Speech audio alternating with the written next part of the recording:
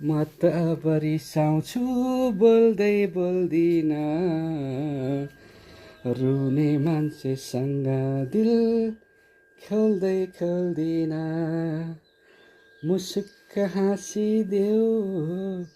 फुल फुले झैँ मुसुक्क हाँसिदेऊ फुल फुले झैँ ए पानी परेपछिको आकाश खुले झैँ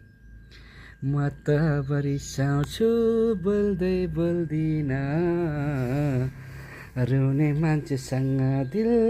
खेल्दै खेल्दिन हजुर अब माम खानु पर्छ स्कुल जानु पर्छ अनि धेरै पढेर घर आउनु पर्छ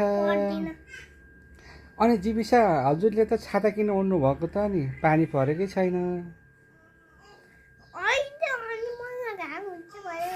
घाम हुन्छ भनेर छाता ओड्नु भएको